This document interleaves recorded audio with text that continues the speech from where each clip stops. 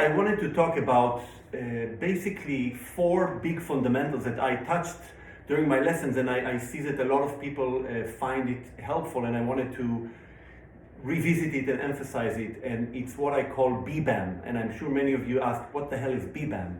Well, BBAM is just four letters, B, B, E, M, and we'll go into what it means, but the story starts a little bit earlier than today. It's when I was in a different career as a basketball player.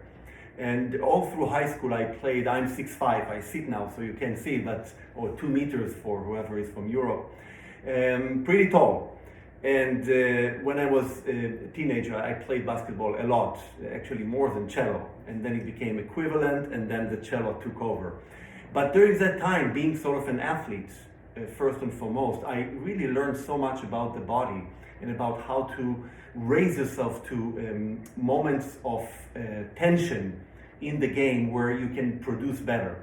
And I took that knowledge into the cello playing, and not to mention that I always repeat the phrase, we are musical athletes, meaning we are producing the music, the emotion, the storyline from the composer through being an athlete. So BBAM is basically talking about the four fundamentals that any kind of human, I think, that uses body in their job should know. And it's how to breathe, that's the first B. How to bounce down when you are tense. How to use your elbows, that's E. And letter M is motion. So basically, if you stand on the foul line and there's 1 second to go and there's 1 point to the opponent team and you have to put those 2 shots in, and I haven't done that with 20,000 people, but if your life is on the line, your career is on the line, and you want to make that shot, you have a better chance if you are able to breathe, and I'll talk about how to breathe, if you are able to bounce yourself down, so you're not stressed up to become actually taller than what you are. You are able to bounce your elbows down, up and down, and your body is in a consistent motion reacting to what you do with the ball. And if you look at the greatest players, you look at Michael Jordan, LeBron James, all of them on the foul line 1 second before the end of the game and what they do, you'll see a little ritual that most of them have of how they take their body and mind into that moment of productivity, is what I call. And this moment of productivity happens to us cellists almost every second note in the repertoire. I mean, if I play the Schumann concerto, just from going to the A, that's already a scary moment. You sit in front of 2,000 people, the orchestra gave you 4 bars, and you have to not only nail the note, you have to produce a line that goes from the E to the A, grow and then grow to the C. How do you do that physically without freaking out? Because musically you're going to freak out. It's difficult. So the first and foremost motion that we need to practice and to obey while we play is to breathe. And what do I mean by breathing? Of course, we all breathe when we play. And let me just reinforce a point here. There are many ways to play the cello, and I know you guys on Tone Base and anywhere in the world, they're great cello teachers. I don't want to contradict anybody. They're great ways to play, to hold the bow, to shift, to put the fingers. That's all really important. And once you figure out a way that works for you and you have a knowledge behind it, go for it. What I'm talking about in the coming hour is not how to play the cello, is how to make the cello part of your body. So when you play the way you or your teacher think is the best way, your body will not be your enemy. It will become your best friend. So that's really important point to make. So breathing. When you stand on the foul line, or when you have the cello, or when you sing an aria, or when you drive bicycle and you have a big climb up in the Tour de France, when you want to make sure that your breathing is with you, you have to talk about inhaling and exhaling. So if you treat your body as a balloon that you fill with air and then you exhale the air out. So a lot of people breathe from the shoulders. They do this. And then out. So they breathe from the throat. What I'm talking about is to breathe from down here, from the belly. Fill it up, make your belly fatter, and then go out. So it's like an accordion that goes in and out. So the first thing I would like you to do when you practice is to practice breathing, to inhale, fill up your stomach, and then to exhale. Then I want you to take your bow and to connect your bow to your mouth, to become your cello mouth, meaning you're going to exhale with a circular motion and exhale. So inhale, exhale. Now the exhale motion, you would see that with the body, if you're not tight, if you do yoga for instance and you work on it, your yoga teacher, your yoga guru would tell you that when you exhale, you actually drop your body. You don't squeeze your butt in and become taller. So let's do it again, and when you exhale, you want to drop the body down. Yeah, inhale, exhale. Now do it with a cello mouth. So you feel that your sitting bones, your butt is actually melting on the chair when you exhale the air. And that's going to be very important because that's the next B in B-Band. So inhale, exhale. The exhale motion is what I call bouncing lower back. The spine is always straight, but the lower back and the sitting bones melt on the chair when we exhale the air. So when we confront an obstacle on the way, let's say you're running and there's a stone, let's say you're shooting a foul line and there are 20,000 people and 1 second to go, an obstacle. Let's say you have to shift, you're a cellist, you have to shift.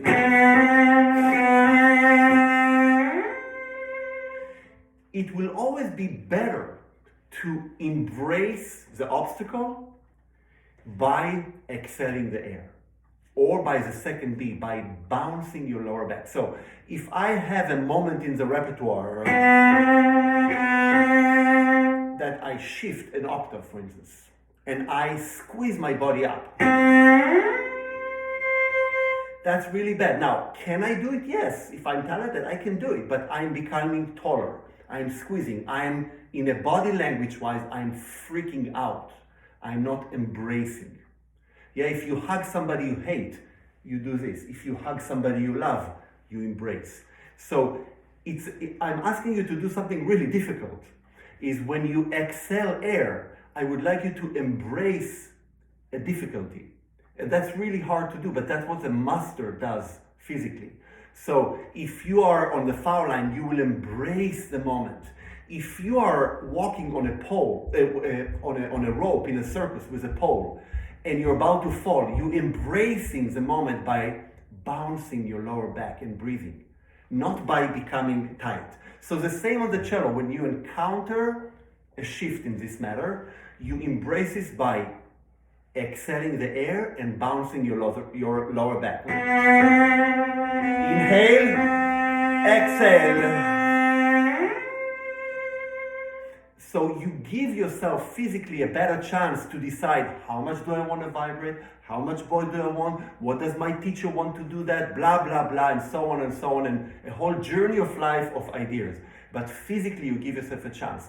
So the first motion, and we're going to practice all of them, the first motion of B-Band is to know how to inhale and exhale.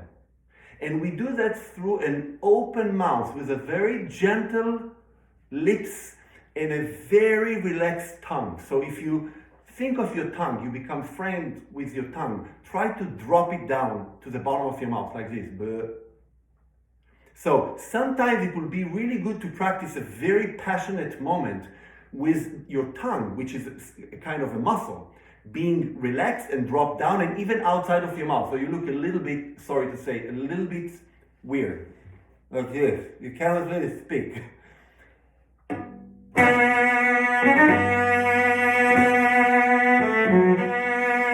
On this shift. Yeah? So make sure that when the obstacle comes, you're actually releasing tension on the tongue. So that will help you to achieve the first fundamental of it all, which is breathing. Activating the flow of air while tension appears for your body. Okay? Second command or second fundamental is the bouncing lower back. So if you think of an interview that you take, you go for a job interview, and you sit in front of the CEO of the company. And they ask you questions about yourself. So, where were you born? I was born this and that. And where did you do your bachelor degree? And what is your experience? And if you actually, while you're talking to the CEO and you try to impress them with details about your resume, you actually think of breathing and bouncing, you will see that you will be in much more command with oxygen to your brain and with comfort to actually say what you want. So if you're like, yes, I did my bachelor degree here and I did blah, blah, blah, blah, blah, blah. No. You bounce your lower back and you breathe. And you embrace the tension of the situation. Same with the cello. So to bounce, you can do it on one note. You squeeze your sitting bones and melt them on the chair. We all know the feeling, if you sit, it would be hard to hear it from Zoom, but we can try. This is squeezing in. And this is releasing tension.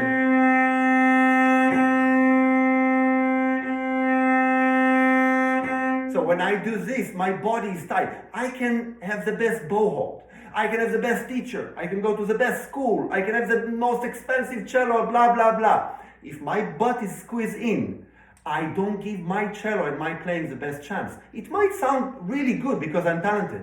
Some basketball players are really good, but their career is only 1 year. Because they get wounded, they get injured. But there's one LeBron James who's 39 this month. Yeah, I want you guys to be the LeBron James of the cello. Longevity. And with longevity, you become deeper and deeper and better. Roger Federer, Djokovic, all those people. Okay, so the exercise is to squeeze your butt on a note and thus becoming actually taller. And then bouncing it down. Now, mind you, when I do that, I make sure that my lower back, my lower spine is not broken down. That's very bad for you. So you're able to sit bouncy, but with a very strong lower back. Now, this motion of bouncing down will be connected to the releasing air. So, release. Now, I want to start with new color. I'm releasing tension. Sitting bones and inhale. No, exhale. So my sound has gravity to it. So those are the first two. The third element, and again, it's not just for cello playing, is what I call elbows, letter E. So B-BAM is B-B-E-M. Letter E goes for elbows. Now, many people can say, why elbows? Well, what is so important with elbows?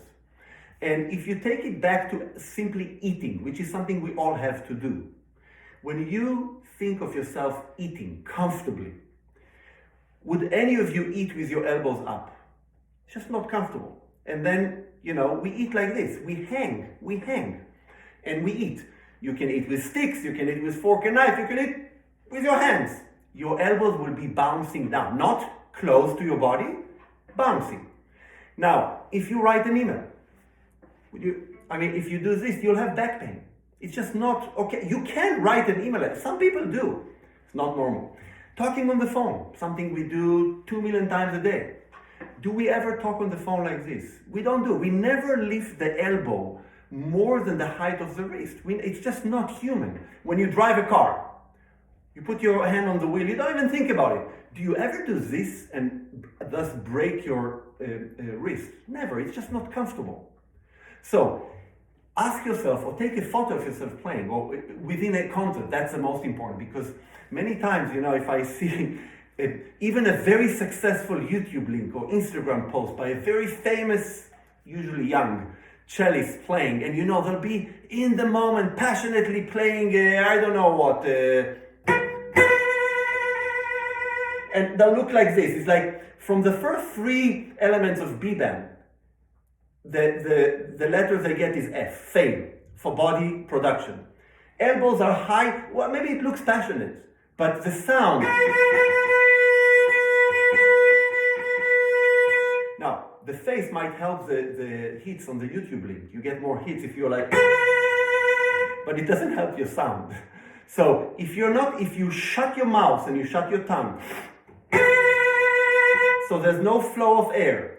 If you shut your lower back, and you lift your elbows, you're basically becoming as far as a human can from being human.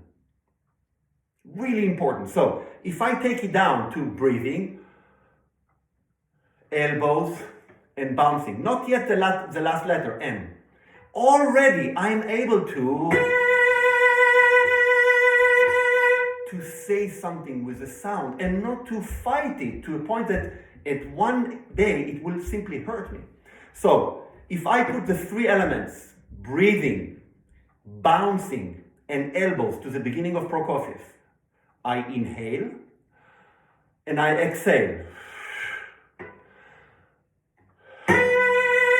The exhale of air creates a bouncing lower back down and bouncing of the elbows. It might get you less hits on YouTube, but it will get you better longevity and sound musically. Yeah? Okay? Now, that vibrato I just did, that could be faster vibrato. Totally fine. It could be two fingers down. Whatever you want. You know, this is taste. This is the ingredients you put on top of your steak. It's okay. You might like it with salt. I like it with nothing. You might like it with garlic. That's okay. It's a whole life journey. Where do you buy the steak? Is it Whole Foods? Is it in the farmer? Or is it Stop and Shop for $2 and it's old, the date? Ingredients won't help it. Yeah, that's the idea. Fourth element, my friends, fellow cellists, is movement. Now, what is movement? Everybody say move, move, move, move less, move more. What is movement? Once ask yourself, what would I do with my body without thinking? Let's say Daniel would be able to actually throw through the screen a bottle of water to me, and I would have to catch it, and it will go back to my right side. When I see the bottle come out of the screen and going to here, I will just simply throw my hand to catch it. No, Daniel, throw the ball. Ready? Throw it. Just throw a ball to me. See? And I catch it.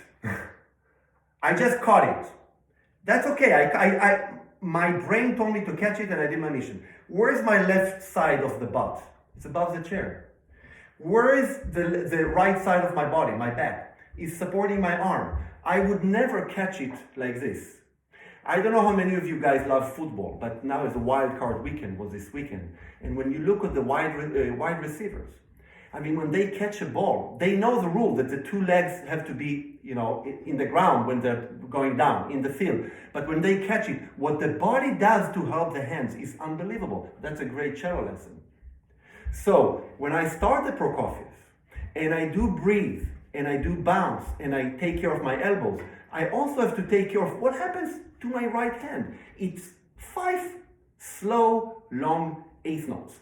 1, 2, 3, 4, 5. When I get here, if I resist it, I create tension. If I at the end follow it, I create humanity, human motion. So when I start a motion, I breathe, bounce and elbows, and then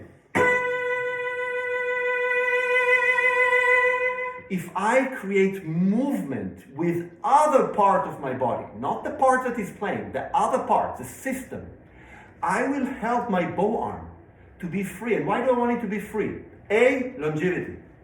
But B, or maybe I flip it, A, musicality. I want to have beautiful sound here. I want to develop my sound here.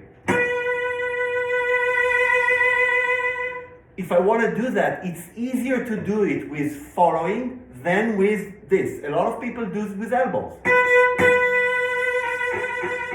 And again, if you're talented, you will succeed because your ear is your judge. It will make it sound good. Is it good? No, it's not good because you will get tendonitis and your sound is getting tight. How many of you have heard that your cello sounds really good, but it's a bit nasal on the A string? And you say, well, my A string is too old, I have to replace. I need to go to do adjustment. No. You need to treat it better. I'm sorry. A string is a thin string and it's very high. If you sing high, would you sing from here or would you sing it from the chair? Ti, pa. As a singer, you would do exactly the same B band. Pa, ra, ra. You would never squeeze it here. That's a great singer. So it's the same with the cello. Now we have the 4 fundamentals: breathing, bouncing, elbows, and movement, B-band. And the way to practice it is simply something I love doing. If you watch my lessons on tone-based, you will see it all over. Simply verbalize what you're telling your brain to do. It's a very good exercise, and it takes as much time as it takes. So you can pick any melody. We can take, for now, let's take Beethoven 9. It doesn't matter where you play it. This melody.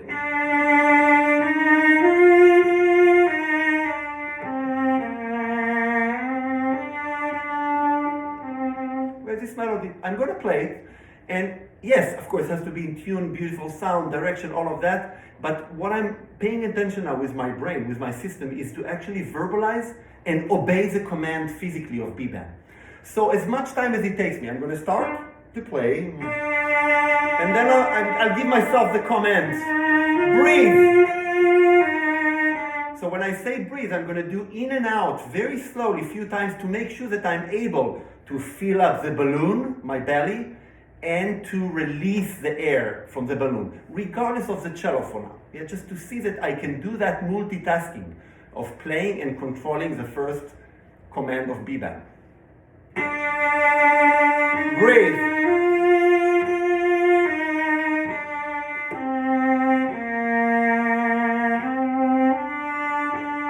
Then I go to bounce. So when I say the next command, I still keep in my back of my mind, I keep the breathing, but I add now bouncing. Bouncing. And I bounce my lower back.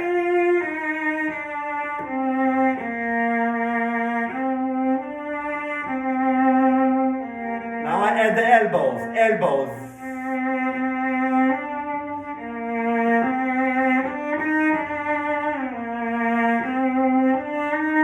And the last one, movement.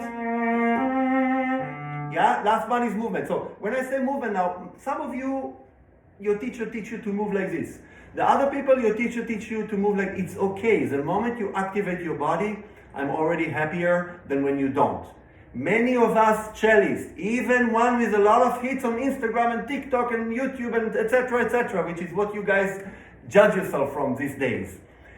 Many of us play like sculptures.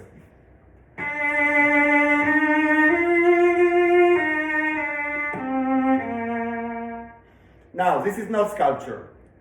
Breathing, bouncing, elbows and movement.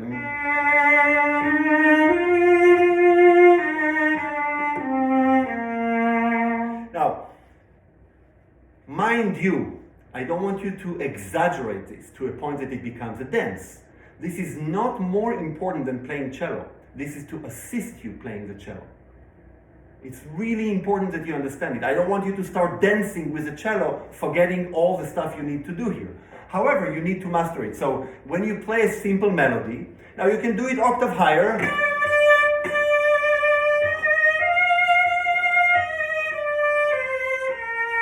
Breathing. Bouncing.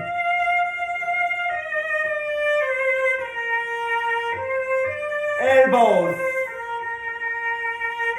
movement, yeah, and so on. Now, you do it on a simple melody. You can do it in a scale. Let's say you say 4 notes per command. Breathing, in and out, bouncing, elbows, movement, breathing. Now, when you feel comfortable, you take it to your piece, to where you freak out. And you have to understand, guys, we all freak out on stage. If somebody tells you, oh, no, I played it 50 times, I don't freak. No. That's a lie. That's a lie. I just played the Schumann Concerto 2 days ago and 3 days ago. I've played it many times, and I recorded it. When you play Schumann Concerto, you freak out. Or you lie to yourself. It's okay to freak out. Embrace freaking out. That's the thing. You know how many times when I start the Schumann, I actually think of B-band. And I know it sounds weird to you because, oh, you have to make music. I actually think, breathe, bounce, elbows, movement,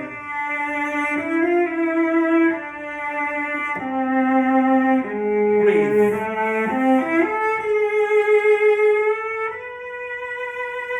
bounce,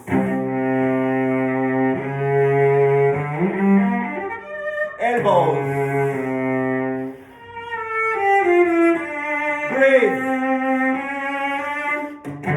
By the way, the order doesn't matter, it's what you need to in that time. Dvořák concerto, to establish comfort. Many times in the beginning I will, and again, this is something that people that are on stage regularly can share with you guys. For instance, the feeling of gravity. Many times it happened to me that I started at Dvořák, and you know how difficult it is, how monumental, how heroic, how great it is. Many times I started it, and honest to God, I couldn't feel my feet on the ground. I sit there in the tutti, and you know, if you haven't played it with orchestra, you just don't know this feeling. But trust me, it exists, and it's okay. So when I started Dvořák, before I start, the orchestra plays, the clarinet is playing, the horn, then comes the chord with the trombones, and I feel really bebam.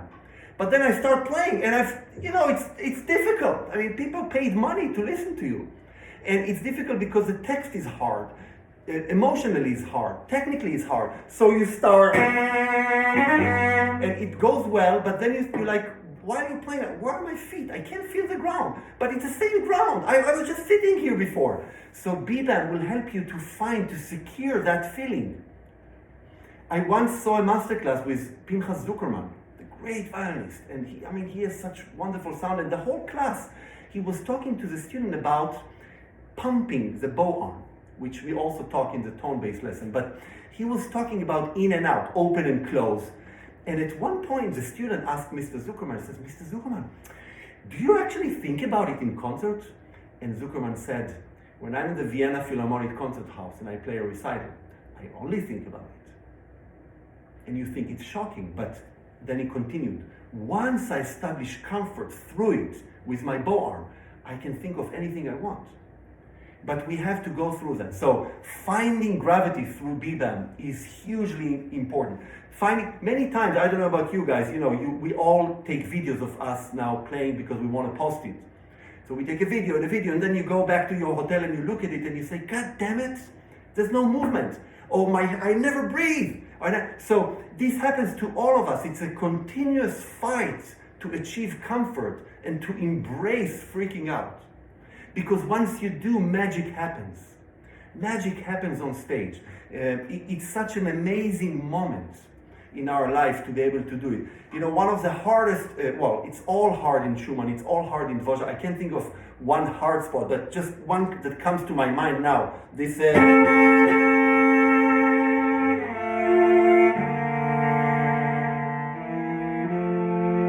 to go from this FA, now you don't want to do, you want to make it musical. So that feeling of breathing, of inhale, exhale, you can translate it physically through bebam. If you just translate it through,